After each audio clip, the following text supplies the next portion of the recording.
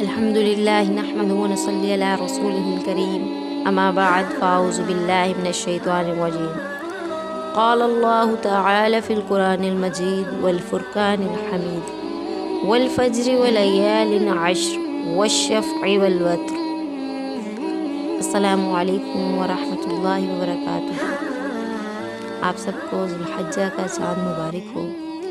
یہ دن بہت ہی فضیلت کے دن ہیں۔ ان دنوں میں کی گئی نیکیاں، ان دنوں میں کی گئی عبادات تمام دنوں کے لحاظ سے افضل ترین نیکی اور افضل ترین عبادت ہے۔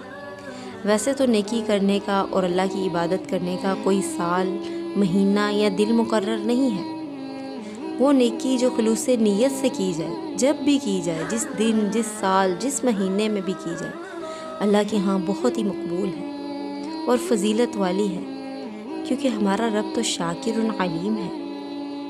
بلکہ مومن کے دل میں ہر وقت نیکی کرنے کا جذبہ موجود ہوتا ہے۔ مومن ہر وقت گناہوں سے بچنے کے لیے اپنے آپ کو اللہ کے عذاب سے اور اس کی ناراضگی سے بچانے کی کوشش میں شب و روز محنت کرتا ہے، اپنے دل میں خوف پیدا کرتا ہے۔ وہ نیکی کے لیے، صلہ رحمی کے لیے کسی وقت کا انتظار نہیں کرتا۔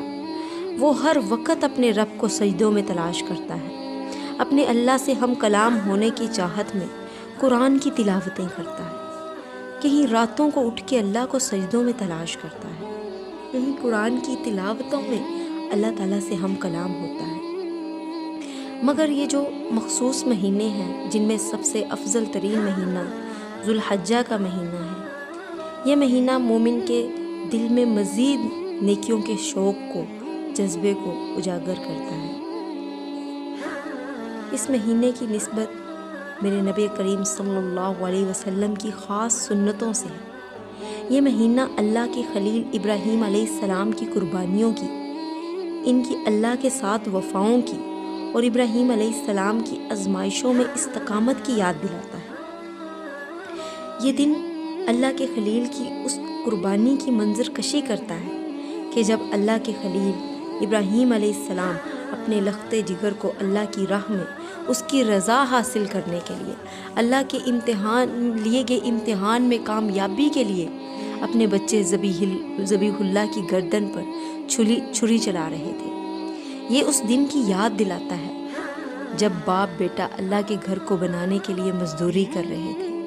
یہ دن اللہ کے خلیل کی آزمائشوں پر پورا اترنے کے بدلے میں اللہ سے انعامات کی وصولی کا دن ہے، اور یہ وہ دن ہے جب باپ بیٹا کعبے کا طواف کرتے ہوئے اللہ سے رو کر گڑ گڑا کر دعائیں مانگ رہے تھے۔ اس سنت کو زندہ کرنے کا دن ہے۔ یہ اللہ کی تکبیرات کو بلند کرنے کا دن ہے۔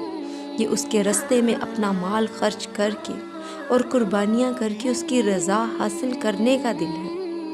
یہ اللہ کی خوشنودی کے دن ہے۔ اللہ تعالیٰ ہمیں ان میں نیکیوں کو سمیٹنے والا بنائے۔ آمین۔